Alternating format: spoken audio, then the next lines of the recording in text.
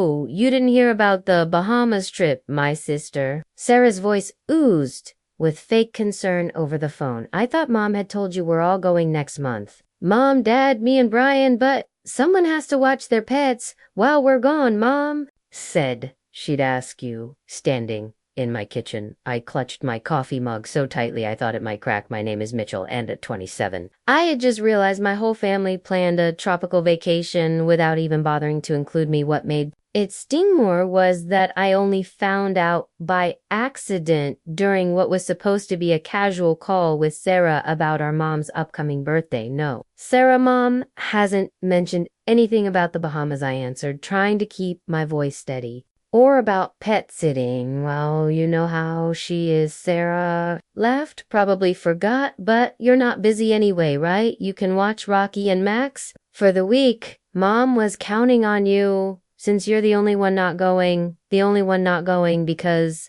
they hadn't invited me. I thought back to all the family dinners where they must have discussed this trip, carefully avoiding the subject. Whenever I was around, the whispered conversations that stopped the moment I walked into the room suddenly made sense. Even the casual questions my mom had asked lately about my work schedule and my dad's sudden interest in weather. I was seeing anyone probably hoping I'd be tied up with weekend plans that wouldn't interfere with their pet sitting scheme. Later that evening, my mom finally called. Honey, I've been meaning to talk to you. We need a favor. Let me guess. You need me to watch the dogs. While you're all in the Bahamas, the bitterness in my tone was impossible to hide, Sarah told. Yes. It would help us so much. You know, Rocky gets anxious at the kennel and Max needs his medicine twice a day. It's only for 8 days. I listened as my mom rambled on about flight times and the resort details, never once acknowledging that they had shut me out of this family trip. Not even a token, wish you could come, or maybe next time. Instead, she kept listing Rocky's special food and Max's strict medication routine, as though those details would somehow soften the fact that they had excluded me. So you'll do it? She asked brightly. Your father already told the kennel we won't need them. And Sarah's so excited she found this little resort with amazing snorkeling. You know how she loves the water. Of course she did. My family always worked this way, making decisions that affected me without consulting me to them. I was reliable. Lisa, the dependable one who never made waves, who never said no, who never disrupted their plans with inconvenient needs of her own aisle. Think about it, I said quietly while already opening my laptop to a travel site. This pattern had started years earlier when Sarah got into NYU. My parents threw her a huge party, custom banners, catering, all their friends invited to celebrate their youngest daughter's success when I was accepted into Boston University a year earlier with a full academic scholarship, no less. They simply nodded and said, "That's nice, dear." My acceptance letter stayed on the fridge exactly 2 days before being replaced by Sarah's dance recital schedule. My sister had always been the star of the family. She was the fun one, the pretty one, the one who could do no wrong even when she dropped out of NYU. After 2 years to find herself in Europe, my parents backed her, completely sending monthly allowances for her self-discovery journey. Meanwhile, I worked 3 jobs through college, graduated summa cum laude, and built a strong career in marketing, all of which earned me the dubious privilege of being the family's backup plan that night after my mom's call. I found myself scrolling through travel sites. A particular destination caught my eye. Santorini, the Greek island I had dreamed of visiting since my college photography class. The dates matched perfectly with their Bahamas trip, and amazingly there was a seat sale. My cursor hovered over the book now button just as my phone buzzed with texts from Sarah. Mom says you're being weird about watching the dogs.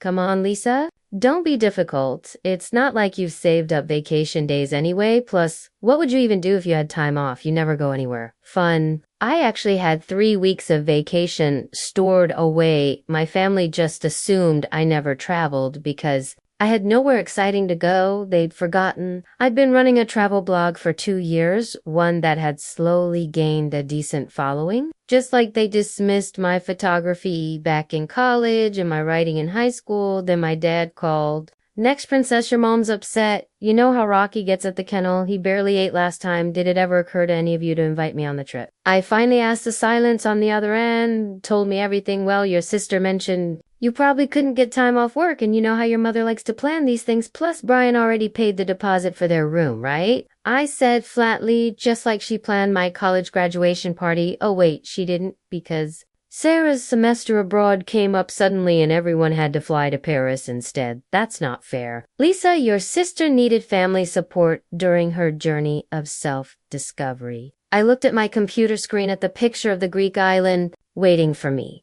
Something shifted inside. Years of being reliable, the one who never said no, the one they could always count on to sacrifice. Her own plans, it all crystallized into one moment of perfect clarity. I'll let you know about the dogs tomorrow, I said, then hung up and clicked book now on my flight to Greece next morning. My phone was overflowing with messages. My mom had sent 6 texts, ranging from guilt trips to outright demands. Sarah had left 3 voicemails, each one more condescending than the last. Even my dad, who usually avoided family drama, had emailed me a long explanation about how I was being unreasonable. I waited until our weekly family dinner to deliver the news as usual. Everyone was gathered at my parents' house, buzzing with talk of their upcoming Bahamas getaway across my mom's lasagna. I said calmly, I've made other arrangements for those dates. You'll need to find someone else to watch. Rocky and Max, my mom's fork clattered against her plate.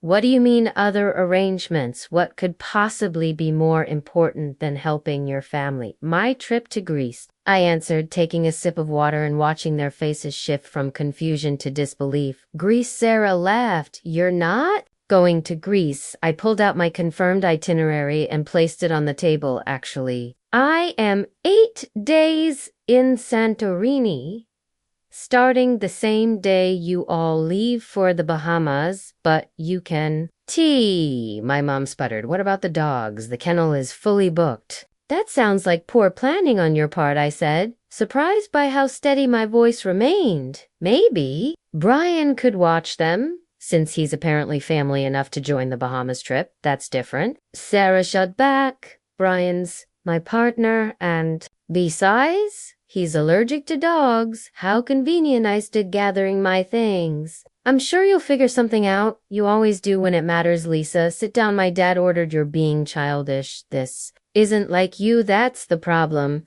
Isn't it? I replied. You all decided who I was supposed to be. Dependable Lisa? Reliable Lisa? Always available? Lisa, did it ever once cross your minds that I might want to be included in family vacations, that I might have my own plans, my own life? The silence that followed was deafening. My mom looked on the verge of tears. Sarah sat with her mouth open and my dad just stared down at his plate, refusing to meet my eyes. I have to go, I said, heading toward the door. I need to shop for swimsuits. Santorini has some incredible beaches. The fallout was exactly what I expected. My mom launched a full guilt campaign enlisting every relative who'd listened. Aunt Carol called to tell me how selfish I was being. My cousin Rachel sent endless texts about family loyalty. Even my grandmother weighed in, though she mostly seemed confused why I couldn't just watch the puppies from Greece. Sarah was more direct. She showed up unannounced at my apartment. You're only doing this to spite us, she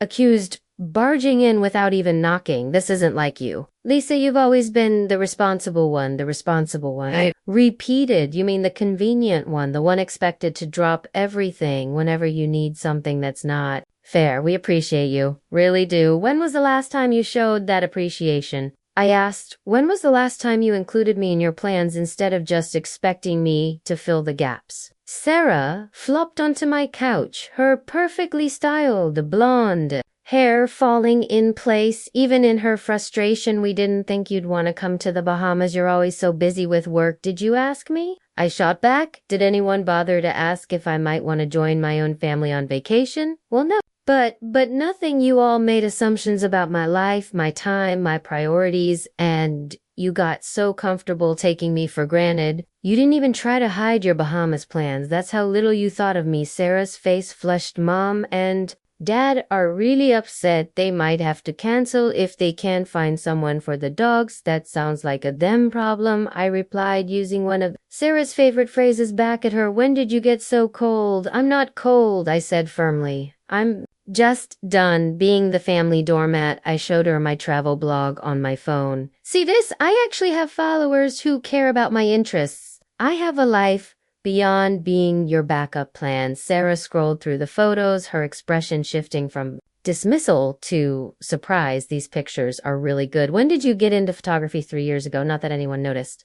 The next family dinner was tense. My mom had arranged all the pet supplies across the dining table like a guilt exhibition. Rocky's special food, Max's medications, their favorite toys. She kept shooting me pointed looks as she explained how complicated their care routines were. The medication has to be given exactly 12 hours apart, she stressed, waving the pill bottle, and Rocky needs his blanket at bedtime or he gets anxious. The kennel just won't understand these things. I'm sure they will, I replied calmly, serving myself more potatoes. That's literally their job. My dad cleared his throat. Princess, we could pay you to do it. Make it worth your while. My Greece tickets cost $3. Zero, Dad, non-refund. Sarah, who'd been unusually quiet since visiting my apartment, finally spoke. I looked at Lisa's blog last week. Did you know she has over 20,000 followers? My mom barely glanced up from her guilt display. That's nice, dear. Now about the dogs. No, Mom, I'm serious. Sarah insisted. Look at these photos she took in Montreal last year. Sarah pulled my blog up on her phone. She's actually really good. For the first time that evening, my mom actually looked at me, not through me, not past me, but at me. You went to Montreal. I've been to lots of places, I said. I take short trips whenever I can. I write about them, photograph them. People follow my recommendations for hotels and restaurants. My dad peered at Sarah's phone. These are professional quality. Lisa, why didn't you tell us about this? I did. I reminded him 3 Thanksgivings ago. You all changed the subject to Sarah's new yoga certification. The silence was heavy with realization. My mom sank into her chair. Still clutching Rocky's tennis ball? We haven't been very good at listening to you, have we? No, I said simply. You haven't? But that doesn't change the fact you need someone to watch the dogs, she added quickly. And just like that, the moment vanished. I stood up. I'm going to Greece. Mom, with or without your blessing, maybe it's time you experienced what it feels like when your plans get disrupted. As my departure date drew closer, my family cycled through all 5 stages of grief. My mom moved from denial into anger, calling me ungrateful. My dad tried bargaining, offering to pay for a different Greece trip later. When it was more convenient, Sarah swung between depression, you're ruining everything, and reluctant acceptance. Maybe we should have invited you 2 days before my flight. My mom made one last desperate attempt. She showed up at my apartment, carrying old photo albums, flipping through pictures of me watching Sarah's dog while she was abroad, taking care of our childhood pets. Always the responsible one. You've always been so good with animals, she said. Remember when you nursed Sarah's hamster back to health in high school? I remember, I said, and I also remember missing my friend's Sweet 16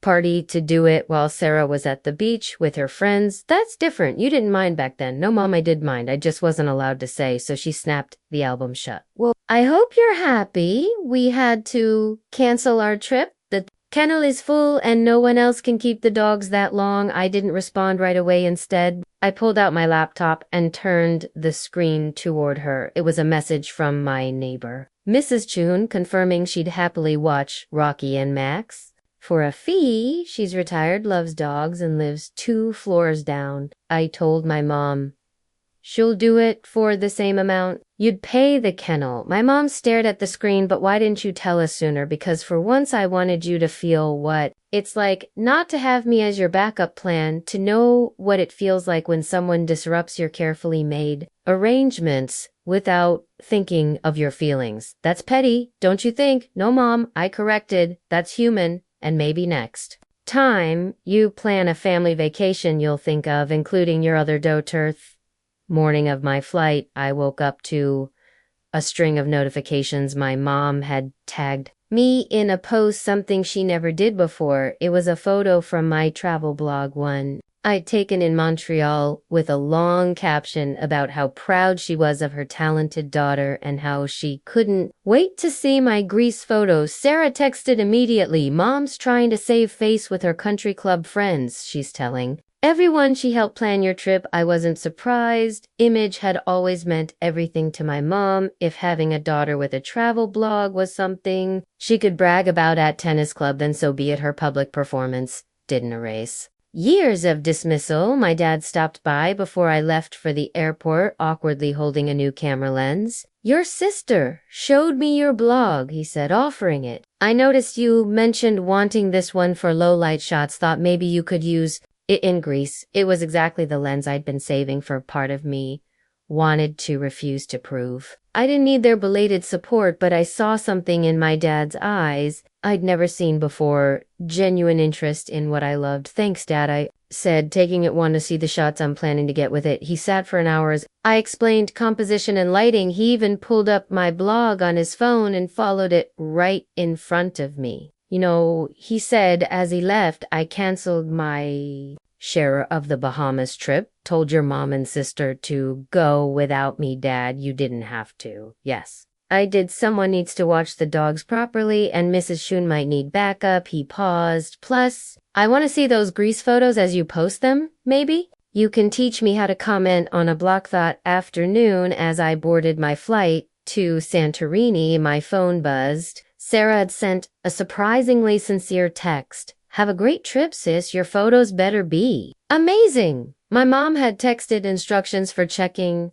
their home security cameras. Completely missing the point, but at least she'd stopped with the guilt trips. My dad's message, however, brought tears to my eyes. Just posted my first blog. Comment, hope I did it right. Make sure you take care of yourself in Greece, not just your camera, love. Dad, settling into my seat, I thought about how sometimes it takes a dramatic act to break old patterns. My family had spent years casting me as the reliable background character. Maybe now they'd finally seen me step into the spotlight of my own story. Santorini was everything I dreamed of and more. Each morning I woke to breathtaking sunrises over blue-domed churches. My days spent photographing cobblestone streets and pristine beaches. My blog followers loved the daily updates, but what surprised me most were the comments from my family. My dad commented on every post, his typing improving from beautiful sunset honey to actual thoughtful observations about composition and light. Sarah even shared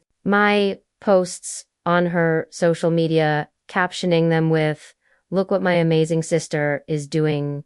A huge shift from her usual competitiveness. My mom, however, took another approach. She called daily with updates about the dogs. Rocky miss issues, she'd say, or Max won't eat unless your father hand feeds him. When guilt didn't work, she switched to critiques. Don't you think you're posting too many sunset pictures? That restaurant review seemed a little harsh. You don't want to hurt anyone's business. One evening, sitting at a Cliffside Cafe, I got an unexpected call from Mrs. Chun. Your mother has been here 6 times. Today, she told me, amused, she brings coffee and asks endless questions about my pet sitting. I think she's having trouble letting go of control. I'm so sorry, I began, but Mrs. Chun laughed. Don't be. I told her after 40 years of teaching high school, 2 dogs or nothing. She didn't like that answer much. That same night, my dad sent me a private message. Your mom checked